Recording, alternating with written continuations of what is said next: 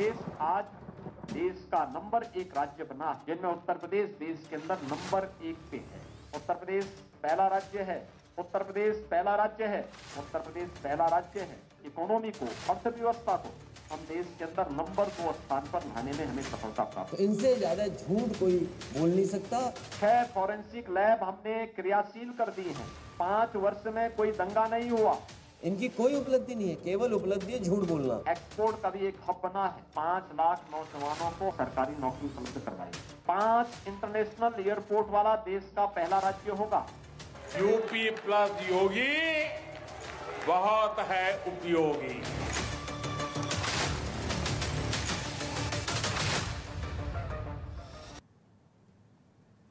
नमस्कार, मैं रीमा प्रसाद और आज डंके की चोट पर सवाल यह है कि क्या 5 साल में योगी आदित्यनाथ ने यूपी को उत्तम प्रदेश बना दिया है। यह सवाल इसलिए क्योंकि योगी आदित्यनाथ ने आज अपनी सरकार के कामकाज की रिपोर्ट यूपी की जनता के सामने रख दिया। योगी ने अपने रिपोर्ट कार्ड में खुद को 100% नंबर दिया है, जबकि अखिलेश यादव ने योगी आदित्यनाथ के दावे को पूरी तरीके से खारिज कर दिया है। अब सवाल यह उठता है कि जनता योगी आदित्यनाथ की बातें सुनेगी या फिर अखिलेश यादव की बातें सुनेगी। इस पर हम बात करें उससे पहले योगी आदित्यनाथ के दावे देखिए, जिसमें उन्होंने अपनी सरकार को पिछली सरकार से बेहतर बताया है और वो क्या बता रहे हैं आंकड़ों के जरिए, ये हम आपको बताते हैं। योगी आदित्यनाथ ने दावा किया है कि अखिलेश राज में यूपी की अर्थव्यवस्था नंबर 7 पर थी, अब दूसरे नंबर पर है। यूपी पहले ईज ऑफ डूइंग बिजनेस में 16वें नंबर पर था, अब दूसरे नंबर पर है। अखिलेश राज में प्रति व्यक्ति आय साल में 46,000 रुपए थी, जो कि अब सालाना कितनी पहुंच चुकी है, 94,000 रुपए।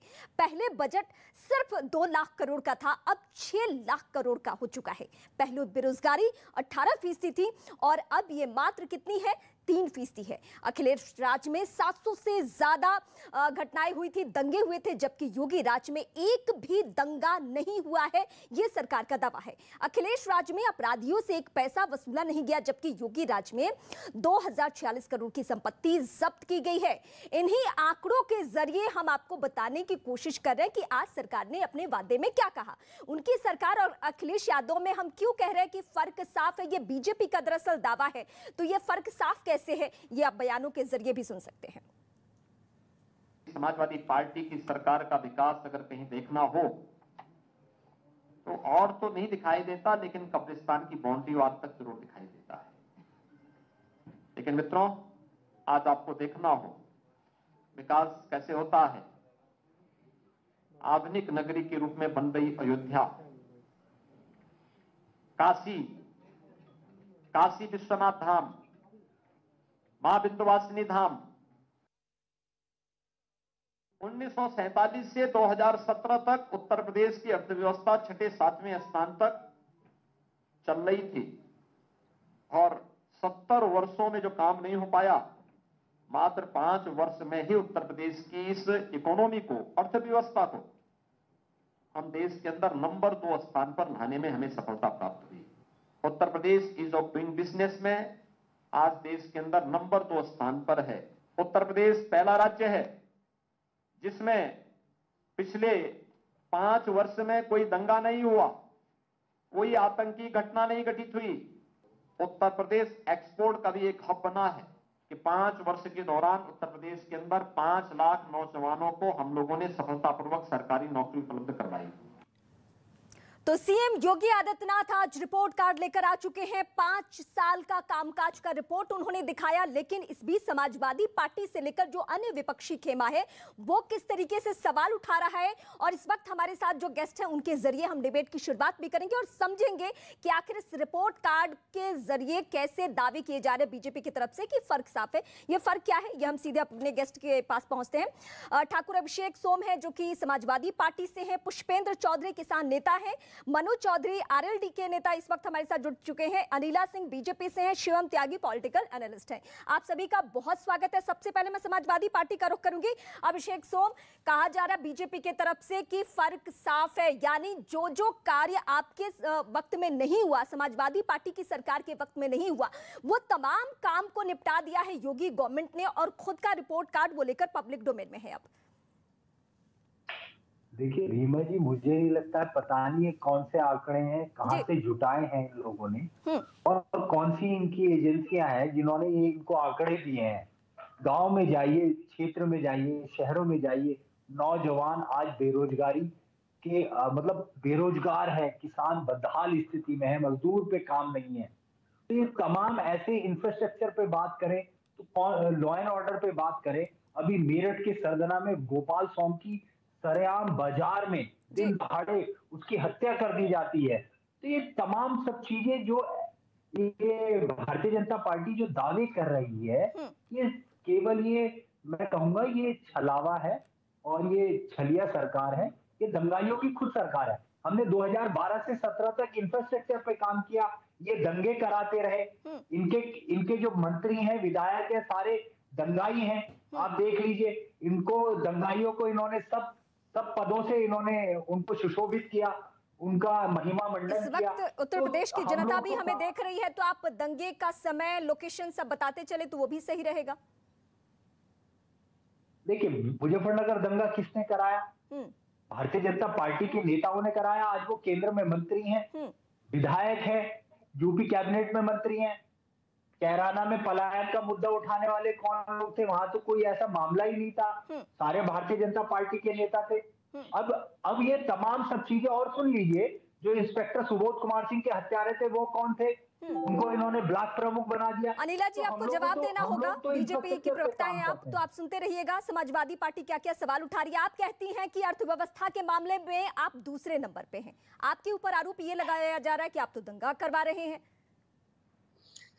मेरी सबको राम राम। और अभी आपने कहा कि आप दंगे की बात कर रहे हैं, तो तारीख या साल सहित आप दंगों का आंकड़ा दीजिए, तो ये दे रहे हैं कि मुजफ्फरनगर का दंगा, उत्तर प्रदेश में समाजवादी पार्टी की सरकार और केंद्र में कांग्रेस पार्टी की सरकार, और ये कह रहे हैं भारतीय जनता पार्टी के ऊपर है वहां पे दंगा कराना। ठीक है। दूसरा, इन्होंने कहा कैराना पलायन का इन्होंने यहाँ पे जिक्र किया। आप दंगे की बात कर रहे हैं और फिर इन्होंने इंस्पेक्टर सुबोध के बारे में बात करना शुरू कर दिया। ये एक भी दंगा नहीं गिना पाए कि भारतीय जनता पार्टी ने जो कराया हो। ये वो राजनीतिक दल है, जब ये सत्ता में थे तो 700 से ज्यादा दंगे इनके टर्नओवर में हुए थे। और मैं तो सीधे सीधे चुनौती देती हूँ सोम साहब को कि चलिए बात कर लेते हैं, इंफ्रास्ट्रक्चर की ही बात कर लेते हैं, और आप अपराधी और अपराधीकरण की भी बात करते हैं। चलिए मैं भी आंकड़ों के साथ बात करती हूँ, आप भी आंकड़ों के साथ बात करिए। आपके समय पे बताइए, डकैती में कितनी कमी आई, बलात्कार में कितनी कमी आई, लूट में कितनी कमी आई, कितने जघन्य अपराधी जो थे उनको आपने जेल में डाला, कितने एनकाउंटर्स हुए आपके टाइम पे, कितनों के ऊपर रासुका लगी। बोलिए, मैं आंकड़ों के साथ बोलना शुरू करती हूँ। बताइए कहां से शुरू करना चाहते हैं आप भी बताइए। और अगर आप इंफ्रास्ट्रक्चर पे बात करते हैं तो करिए। आपकी शिकायत रही है कि मुद्दों पे बात होती नहीं है, आज मुद्दों पे बात हो रही है। आज सरकार अपना रिपोर्ट कार्ड लेकर आ चुकी है। एक सवाल हाँ या ना में आप जवाब दीजिएगा इसका। अर्थव्यवस्था में सरकार का दावा है कि दूसरे नंबर पे है, आप मानते हैं ऐसा? देखिए, ये तो कहेंगे कि ये विश्व की सबसे बड़ी अर्थव्यवस्था कहने लगे कि उत्तर प्रदेश दुनिया के सबसे बेहतरीन प्रदेशों में हो चुका है। तो यहाँ का इंफ्रास्ट्रक्चर लंदन, न्यूयॉर्क से भी बेहतर है। तो ये कुछ भी कह सकते हैं, इनको कोई रोक नहीं सकता ना मैम। देखिए, ये तो एक केंद्र में इनकी सरकार है और ये राज्य में इनकी सरकार है, तानाशाही चल रही है। तो इस तानाशाही के सामने अब क्या कर सकते हैं? ये तो झूठे मुकदमे लगवा देंगे, जेल में डाल देंगे। इनका विरोध करे तो कोई एजेंसियां इनके पीछे लगा देते हैं ये लोग। तो ये तो सरकारी एजेंसियों का भी दुरुपयोग कर रहे हैं। मतलब सरकार ने जितनी बातें कही है उसमें से आप किसी को नहीं मानते हैं, आपका कहना ये है? चाहे वो जो भी आंकड़ा हो, अर्थव्यवस्था को लेकर आंकड़ा हो, किसानों के मसले को लेकर हो, या कोरोना काल में सरकार का ये भी दावा है कि उन्होंने रोजगार बढ़ा दिया, श्रमिकों को बाहर से वो लेकर आए अपने प्रदेश में। क्या आप इनमें से किसी को नहीं मानते हैं? मैं सोम जी आपसे पूछ रही हूँ। संगीता, अनिला जी मैं आपके पास आऊंगी। मैं तो बिल्कुल कहता हूं, अगर इन दावों, इनके जो इन्होंने जो दावे किए हैं उसमें सच्चाई है तो मेरठ, मुजफ्फरनगर, पश्चिम उत्तर प्रदेश के गांव में आइए, किसान वहां पे नौजवान सब मजदूर। किसान की बहुत बात हो रही है, अनिला जी मैं आपके पास आऊंगी। किसान की बहुत बात हो रही है, तो पुष्पेंद्र चौधरी किसान नेता इस वक्त मेरे साथ जुड़ चुके हैं। पुष्पेंद्र जी, जमीनी हकीकत क्या है? सरकार एक तरफ ये दावा कर रही है कि हमने किसानों के लिए बेहतर काम किए हैं, बसपा और समाजवादी पार्टी से कंपेयर करते हुए, तुलना करते हुए उनकी सरकारों में गन्ना का भुगतान कितना हुआ है, उनकी सरकारों में अनाज खरीद कितना हुआ है और मौजूदा गवर्नमेंट में कितना हुआ, ये सब कुछ आंकड़ों के जरिए दिया गया है। तो आप लोग क्या संतुष्ट हैं या किसान नेता के मन में आज भी कोई सवाल है? देखिए, जहां तक गन्ने का सवाल है, पिछली 3 सरकारों का जो आंकड़ा है वो ये है कि गन्ना का मूल्य जो है वो सबसे ज्यादा 90% मायावती सरकार में 2007 और 12 के बीच में बढ़ा था। उसके बाद लगभग 23-24% समाजवादी पार्टी की सरकार में बढ़ा था और उसके बाद इन्होंने जो बढ़ाया है वो मात्र 11% बढ़ाया है। ये बात जरूर ठीक है कि गन्ने का जो भुगतान हुआ है वो 1.5 लाख करोड़ रुपए के आसपास इन 5 साल का हुआ है। ये भी एक तथ्यात्मक बात है। और पिछली सरकार में, जैसे समाजवादी सरकार में 7-8 लाख टन की खरीद होती थी गेहूं की या धान की, उससे भी कम होती थी, वो इन्होंने 55-56 लाख टन पे ले गए। ये भी बात बिल्कुल ठीक है। लेकिन इनके जमाने में आवारा पशुओं की समस्या भी बनी हुई है और महंगी बिजली है, महंगा तेल है, ये सारी चीजें हैं। लेकिन ये तो अपनी होने के नाते जब आपने देखा कि सीएम योगी आदित्यनाथ 5 साल का रिपोर्ट कार्ड लेकर पब्लिक के सामने आए, जनता के सामने आए चुनावी माहौल में, तो आपके जहन में क्या आया? नहीं, आना चाहिए इनको भाई। जो भी चुनी हुई सरकारें हैं, क्योंकि वो हमारे सेवक हैं एक तरीके से, वो आए, उन्होंने अपनी बात रखी। हालांकि मैं वो प्रेस कॉन्फ्रेंस सुन नहीं पाया क्योंकि मैं किसी और चैनल पे लाइव था। हाँ। तो लेकिन ठीक है, अच्छी बात है। मैं 2 बड़ी बातें आपको बता देती हूँ। अनिला जी मेरे साथ हैं तो आप सवाल उनसे पूछ भी सकते हैं या आपके जहन में कोई बातें हैं जिसका मैं जिक्र पहले भी कर रही थी। आज की जो रिपोर्ट कार्ड है योगी गवर्नमेंट की, उनमें ये इन बातों का जिक्र है कि अनाज खरीद में वो सपा बसपा से आगे हैं। आंकड़े भी हम अपने ग्राफिक्स के जरिए अपने दर्शकों को बता रहे हैं। इसके अलावा गन्ना को लेकर जो मैं आपको बातें बता रही थी, उसमें भी सरकार आगे है। अब आपके जहन में कोई सवाल?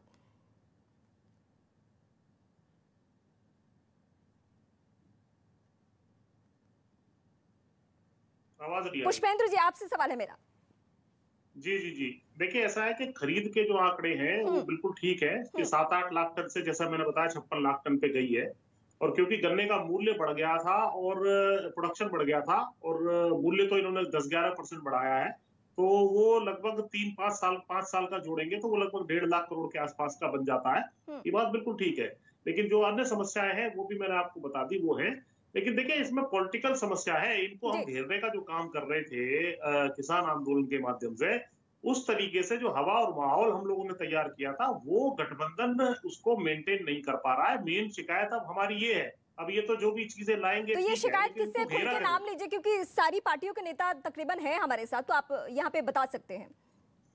देखिए, हमारा कहना ये था कि जो गठबंधन किसान आंदोलन ने एक हवा तैयार, माहौल तैयार किया था, उसके आधार पे हमें आशा थी कि चौधरी चरण सिंह जी की जो विरासत है उसको पुनर्जीवित करने का काम होगा। राष्ट्रीय लोकदल, जो किसानों की पार्टी मानी जाती है, वो खुद मजबूती से खड़े होंगे और वेस्टर्न यूपी में कम से कम वो इस गठबंधन के साथ ना जा करके वो सीधा या तो चंद्रशेखर रावण है, कांग्रेस है, उनके साथ गठबंधन करते, ज्यादा सीटें मिलती। इसमें इन्होंने जो है लगभग 32 सीटें दी हैं, 1/3 अपने कैंडिडेट दे दिए, कुछ धन्ना सेठ, थैली शाहों को टिकट दे दिए और इनके कार्यकर्ता जो है नाराज होकर के घूम रहे हैं। इसके अलावा जो गठबंधन किया गया है, उनसे गठबंधन किया है जो इनके खुद के पिताजी चौधरी अजीत सिंह जी का राजनीतिक करियर जिन्होंने समाप्त किया, जो मुख्य रूप से जाट इनके समर्थक है, जाट आरक्षण के जो खिलाफ है, उनके साथ इन्होंने गठबंधन कर लिया। हरित प्रदेश जो चौधरी चरण सिंह जी का और जो है चौधरी अजीत सिंह जी का सपना था, उसकी खिलाफत ये जो करते रहे हैं, उनके साथ इन्होंने गठबंधन कर लिया। और जो हिंदू मुस्लिम एकता, मनोज चौधरी इस वक्त मेरे साथ हैं, आरएलडी के नेता हैं। चौधरी चरण सिंह की चर्चा अगर हम यहाँ पे कर रहे हैं तो मुझे एक वाकया याद आता है। वो चुनावी मंचों से कहा करते थे, जिसके जाट उसके ठाट। और उसी पश्चिमी उत्तर प्रदेश की ये लड़ाई इतनी अब आगे बढ़ चुकी है कि आपने समाजवादी पार्टी से हाथ मिला लिया। लेकिन किसान नेता जो कि इस वक्त हमारे डिबेट में है, वो सवाल उठा रहे हैं कि आपका ये गठबंधन सही नहीं है।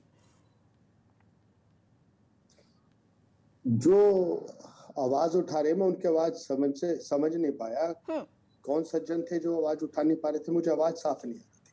पुष्पेंद्र चौधरी ये किसान नेता हैं जिनको आप इस वक्त सुन रहे थे और अभी भी आपके साथ हैं। अब हम आप दोनों से डिबेट करेंगे इस वक्त। जी हमारे भाई हैं, पुष्पेंद्र भाई पुराने साथी हैं हमारे। हाँ। चौधरी चरण सिंह वादी हैं, लेकिन ये मेरे भाई एक बात बताना भूल, अभी 2 दिन पहले जो हरियाणा में कैलेंडर लॉन्च हुआ था चौधरी चरण सिंह से उसमें यूनिवर्सिटी में, वहां यही भाजपा थी के कैलेंडर से उनका फोटो हटा दिया, तब पुष्पेंद्र भाई ने कुछ नहीं कहा। और जहां तक बात है गठबंधन की कि हम लोग गठबंधन किसके साथ में करेंगे किसके साथ में नहीं, तो समाजवादी पार्टी भी चौधरी चरण सिंह जी की बनाई हुई जो वृक्षवट है उसकी ही शाखा है। हम लोगों ने जो तय किया है वो तय किया है कि भाजपा को उत्तर प्रदेश से उखाड़ फेंकना है, उसके लिए गठबंधन जरूरी है। दोनों नेताओं की एक सोच है।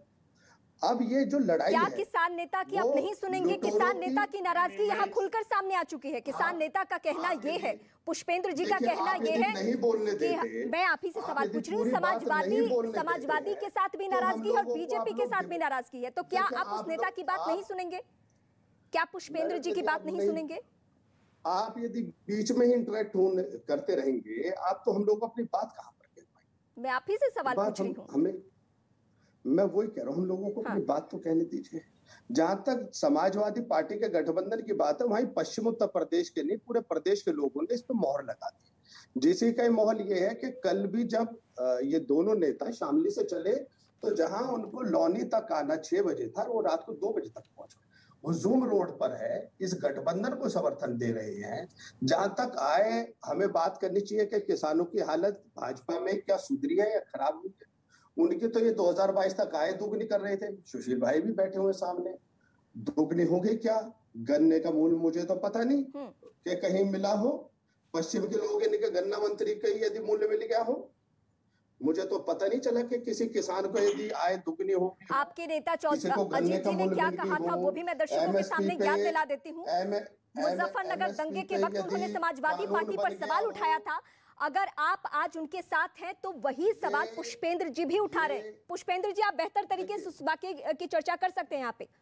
पुष्पेंद्र जी देखिए, चौधरी साहब ने ये कहा था, अरे सुन लीजिए अब इनका रुकिए जरा। चौधरी साहब ने ये कहा था कि जिस गाड़ी पर लगा हो सपा का झंडा उस गाड़ी में बैठा गुंडा। आज आप अपने पिताजी की बात ना मान के वहीं बैठ गए जाकर के।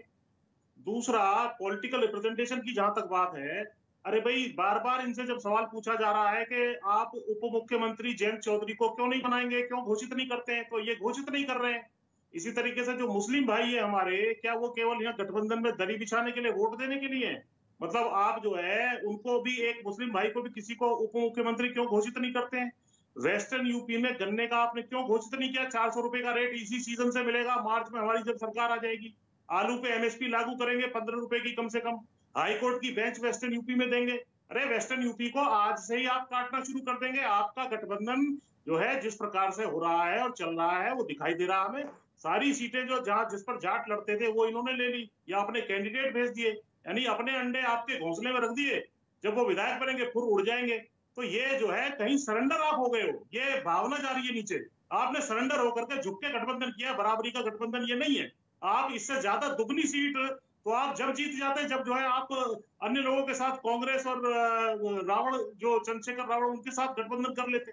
तो ये रोष है हमारा, हम तो बीजेपी के खिलाफ है। इस डिबेट के जरिए अभी जो एक तस्वीर साफ हो रही है, अनिला जी, ये आपको फायदा पहुंच रहा है। मुझे जहां तक लग रहा है कि आप जो ये डिबेट सुन रही है, जिसमें पुष्पेंद्र जी हैं और जिसमें मनोज जी हैं, और ये गठबंधन को ही अब बेमेल माना जा रहा है, तो चुनावी माहौल में तो पश्चिमी उत्तर प्रदेश में आपके लिए राह आसान हो गई। देखिए, ऐसा है कि पुष्पेंद्र जी जो है पश्चिमी उत्तर प्रदेश से हैं, किसान नेता के रूप में एक बड़ा चेहरा है और बहुत अच्छे इनपुट्स भी देते हैं। आती हूँ मनोज जी, मैं आती हूँ आपके पास। जी बोल लीजिए। हाँ जी, इनके इनपुट्स का जो है हमें भी फायदा होता रहता है। और इन्होंने बिल्कुल सही बात कही है जब ये कहा है कि गठबंधन जो है बिल्कुल ठगबंधन साबित हो रहा है, स्वार्थ के ऊपर बना हुआ ये बंधन साबित हो रहा है। क्योंकि समाजवादी पार्टी एक ऐसा राजनीतिक दल रहा है जिसने जाटों का हमेशा बुरा किया है, आरक्षण के लिए बुरा किया। 2013 के दंगों के विषय में अभी समाजवादी पार्टी के प्रवक्ता बोल रहे थे, मैं इनको याद दिला दूं यहाँ पर। अनिला जी, मैं आपके पास आऊंगी, एक बार फिर से आऊंगी। अभी मैं शिवम जी के पास जाती हूँ। शिवम त्यागी, थोड़ा वक्त लग गया, माफ कीजिएगा आने में आपके पास। लेकिन अब मैं आपसे ये पहलू समझना चाहती हूँ। इस वक्त जो आप डिबेट को सुन रहे हैं, हम दो पहलू पे दरअसल बात कर रहे हैं। एक तो रिपोर्ट कार्ड पे बात कर ही रहे हैं, लेकिन ये जो पश्चिमी उत्तर प्रदेश को ध्यान में रखते हुए एक जो गठबंधन हुआ है समाजवादी पार्टी और आरएलडी का, वो गठबंधन किस तरीके से किसान नेता के बीच में है, ये आपके सामने है। अब आपका एनालिसिस क्या है? रीमा जी, कोई बात नहीं, आप लेट आई। मैं समाजवादी पार्टी का कार्यकर्ता नहीं हूं या अखिलेश यादव जी भी नहीं हूं जो नाराज हो जाऊंगा और अभद्रता और बदतमीजी करने लगूंगा पत्रकारों के साथ। कोई ऐसी बात नहीं। मैं सिर्फ इतना कहना चाहता हूं, ये बिल्कुल सच बात है पुष्पेंद्र जी ने जो कहा, ये गठबंधन वाकई बेमेल है। चाहे अजीत सिंह जी की राजनीतिक विरासत को खत्म करने का काम करने वाले मुलायम सिंह यादव जी हो, चाहे उससे पहले चरण सिंह जी का एक इवेंट रहा हो, और चाहे आज की बात हो, जाटों को इस अलायंस में रिप्रेजेंटेशन पश्चिमी उत्तर प्रदेश में नहीं है। पश्चिम उत्तर प्रदेश में सपा का अपना कोई आधार नहीं है। राष्ट्रीय लोकदल के ऊपर जिस तरीके से वो चुनाव लड़ रहे हैं, आपको दोनों नेताओं के हाथ में हाथ तो नजर आएंगे, लेकिन आपको यह कहीं नजर नहीं आएगा कि जाट कैंडिडेट्स कितने हैं, उनका रिप्रेजेंटेशन कितना है, उनको कितनी टिकट्स दी गई हैं। कहीं कोई कहानी नहीं है। जहां आधार है, जहां लोगों का वोट है, तमाम तरह की ऐसी सीटें हैं। सेवाल खास पे बहुत हंगामा हुआ, बागपत पे, छपरोली पे बहुत हंगामा हुआ, उसके बाद यहां अपना और तमाम ऐसी सीटें हैं जिन पर आपको परेशानियां नजर आएंगी। यहां महत्वपूर्ण बात यह है कि क्या जाटों को सिर्फ इस्तेमाल करने की राजनीति हो रही है? क्या सिर्फ उनको यह कहा जा रहा है कि आप वोट दीजिए और बस खत्म कहानी? आपको रिप्रेजेंटेशन नहीं देंगे, आपको उपमुख्यमंत्री नहीं देंगे, आपसे बात नहीं करेंगे। ये सियासी गठबंधन जो है वो सहूलियत के लिए है बस?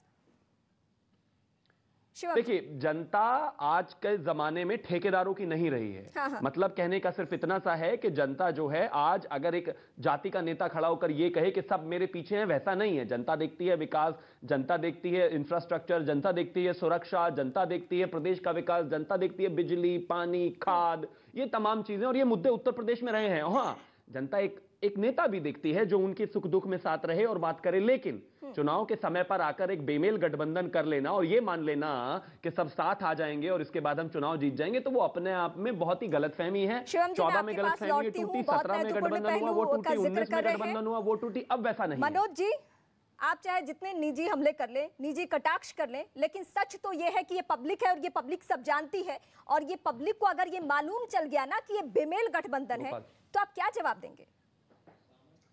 यदि मुझे बीच में रोके ना और अपनी बात पूरी कहने का मौका दे, हाँ। तो मैं कहूं, हाँ। और वरना सिर्फ आपने मूर्त दर्शन बना के बैठाने का यदि मन बना लिया है तो माफ कीजिए, फिर तो हम अपनी बात रख ही नहीं पाएंगे। गठबंधन पे मोहर लगाती है जनता जी।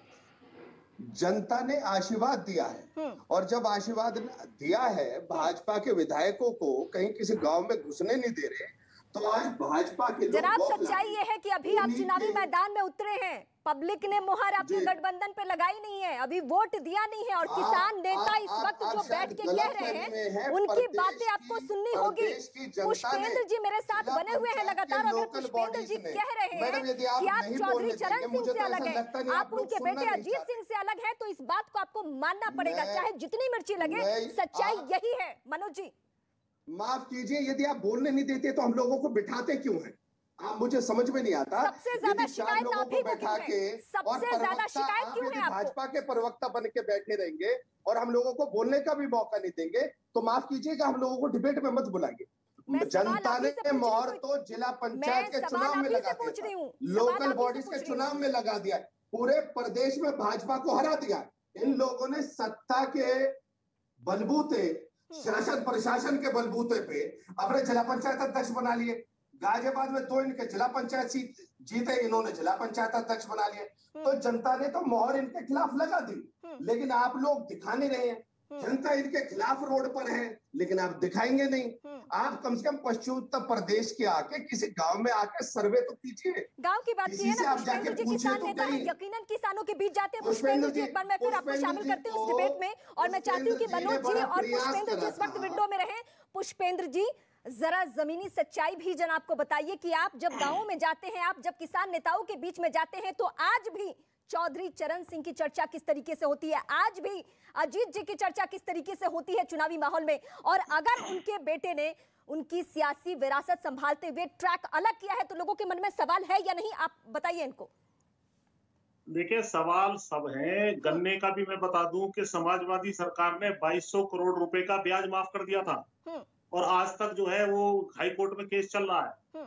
इन्होंने क्यों घोषणा नहीं की मुजफ्फरनगर जब ये आए थे कि भाई हम जो है ब्याज जो माफ किया था उसको ब्याज को सरकार आते ही देंगे, और ये किसान आंदोलन ने इतना बड़ा माहौल और हवा बना के आपको दी आप कम से कम मुजफ्फरनगर आए थे तो सिसोली जाकर के एक जो हमारे नरेश टिकैत जी हैं, पढ़ लीजिए, सुन तो लो, सुन लीजिए। अरे आपके घोषणा पत्र को कोई मान भी रहा है, उन्होंने कहा, अभी सुन लीजिए पहले पूरी बात।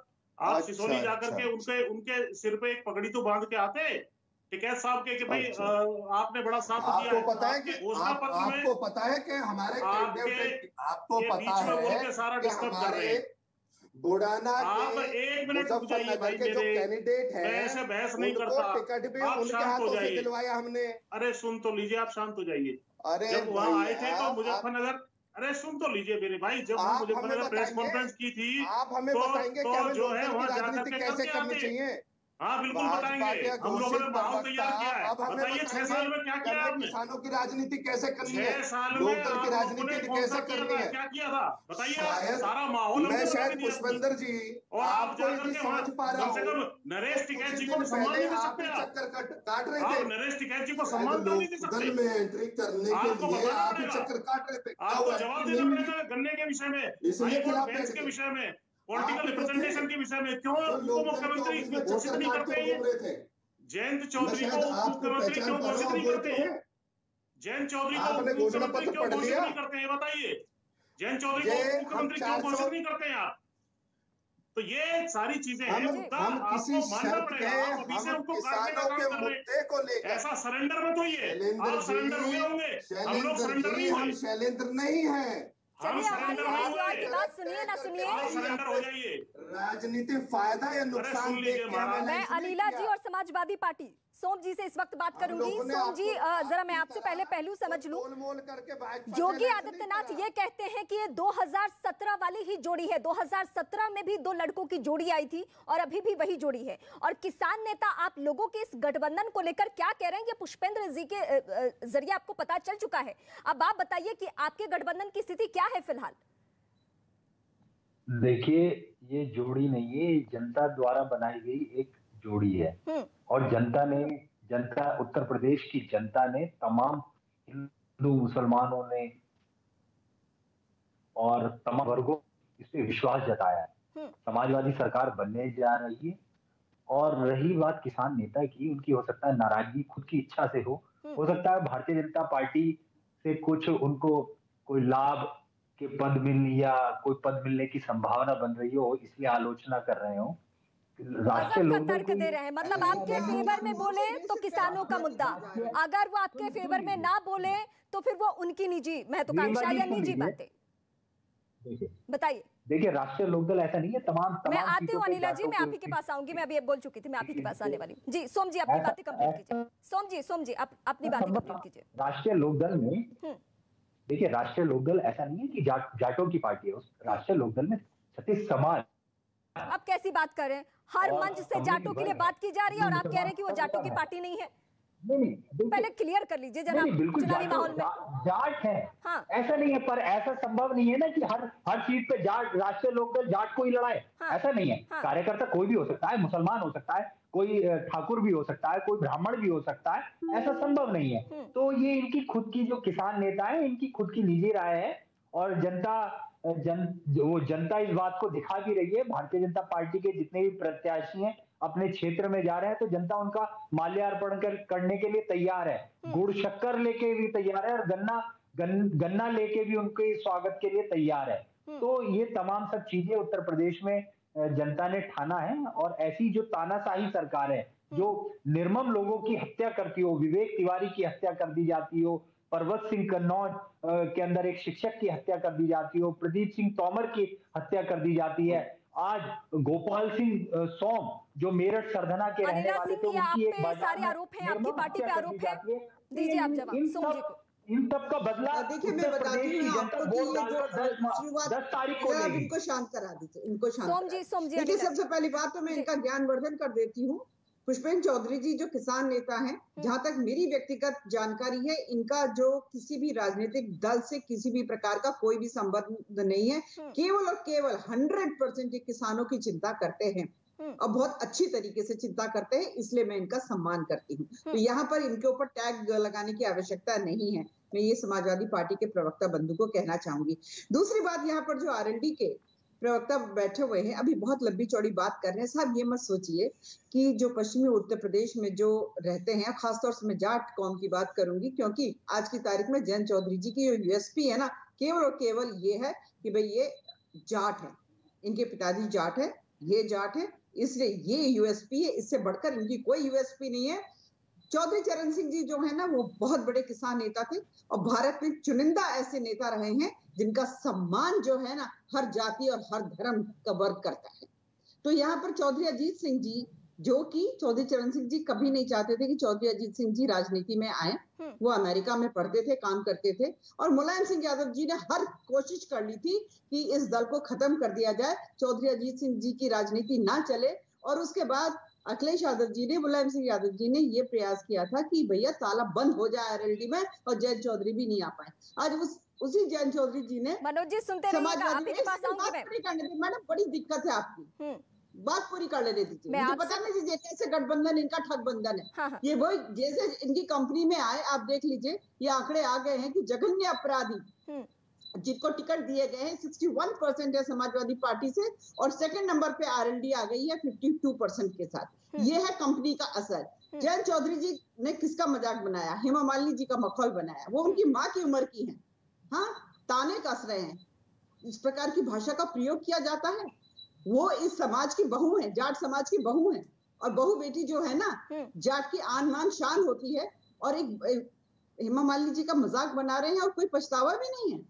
संगत का असर ये होता है, वो चर्बी उतारने की बात करते हैं। संगत का असर ये होता है, वो कहते हैं जाटों का मैंने ठेका नहीं ले रखा। संगत का असर ये होता है कि समाजवादी पार्टी के जब नेता, कैंडिडेट, सपोर्टर्स ये कहते हैं कि जाटों में हम घुस भर देंगे, और जयंत चौधरी जी मुंह पे ताला लगाकर बैठ गए थे। इसको बोलते हैं स्वार्थ पे, जो स्वार्थ को आधार बनाते हुए जो इन लोगों ने ठगबंधन किया हुआ है।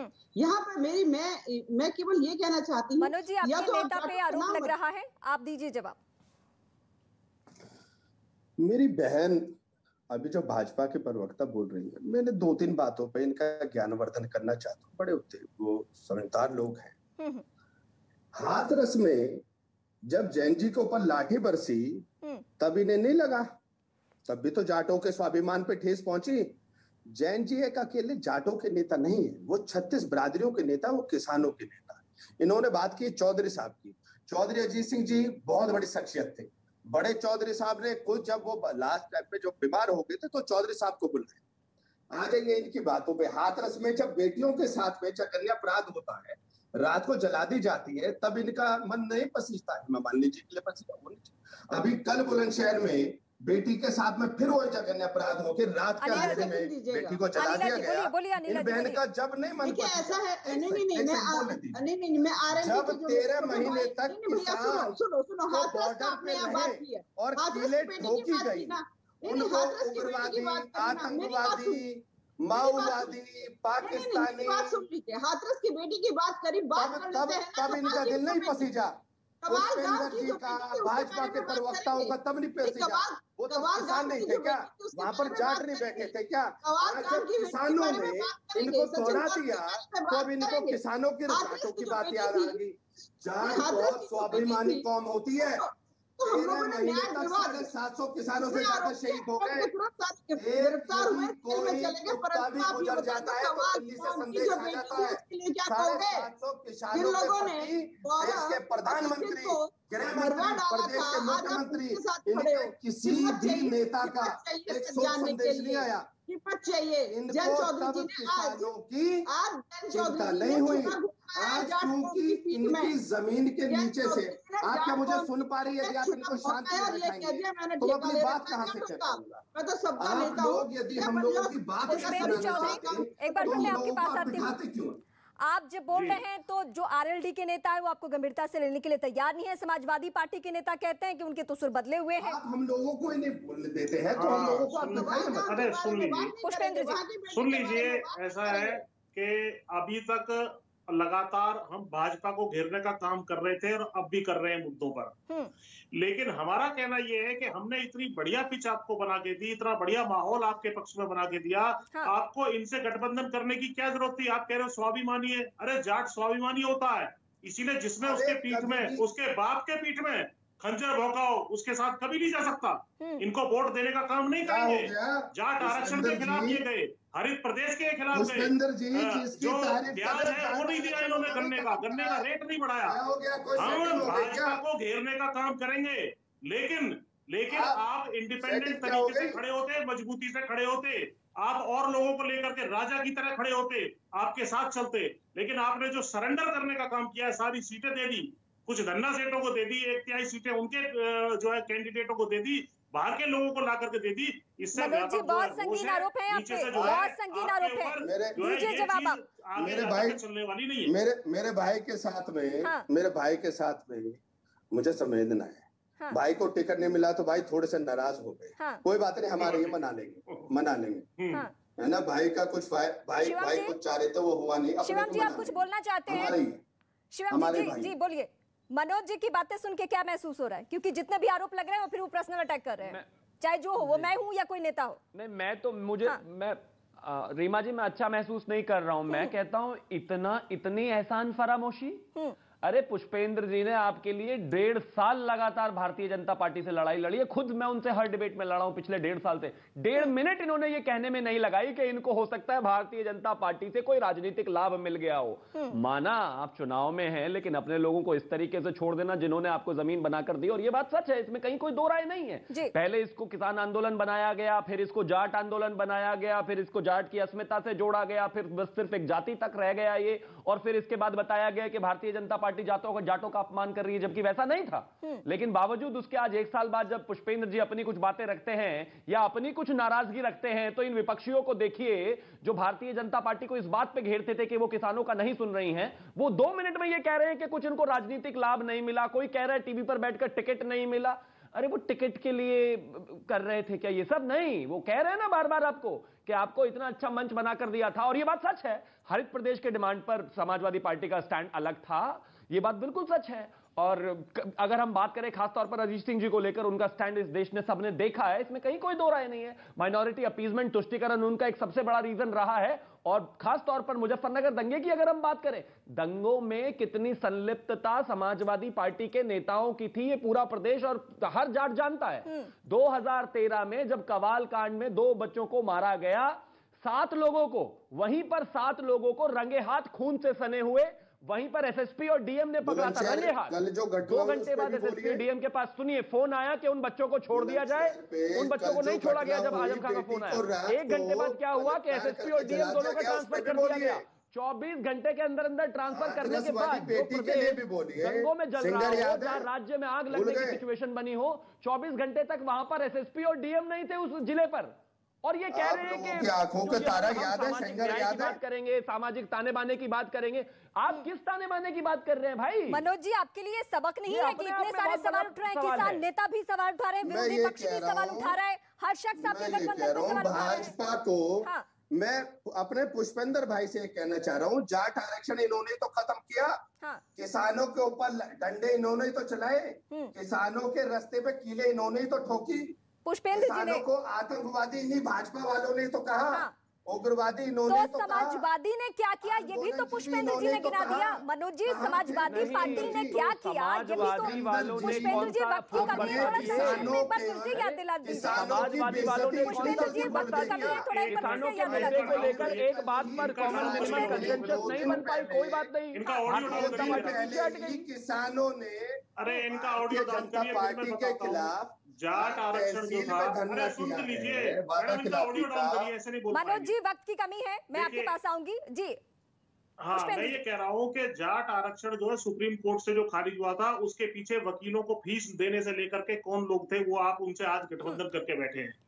आप इस बात को स्पष्ट समझ लीजिए। चलिए पश्चिमी उत्तर प्रदेश जिसको हम हमेशा सत्ता का प्रवेश द्वार कहते रहे हैं, वहां को लेकर क्या स्थिति बनी हुई है और क्या माहौल बना हुआ है, ये हम अपने दर्शकों के सामने स्थिति रख रहे हैं कि अगर जयंत चौधरी और अखिलेश यादव गठबंधन को पब्लिक में जाकर दिखा रहे हैं तो उसको लेकर कितने सारे सवाल हैं। और सवाल सिर्फ बीजेपी के पास नहीं है बल्कि किसान नेताओं के पास भी है, और ये इस डिबेट के जरिए बिल्कुल स्थिति साफ भी हो पा रही है। आप सभी का वक्त देने के लिए बहुत शुक्रिया, और इस डिबेट के जरिए वाकई जानकारी हमने पश्चिमी उत्तर प्रदेश के बारे में जाना और सीएम योगी आदित्यनाथ एक रिपोर्ट कार्ड लेकर आए हैं, तो वो रिपोर्ट कार्ड का असर किस तरीके से हो रहा है और समाजवादी पार्टी कैसे सवाल उठा रही है, ये भी हमने इस डिबेट के जरिए क्लियर किया। हमसे जुड़ने के लिए बहुत शुक्रिया।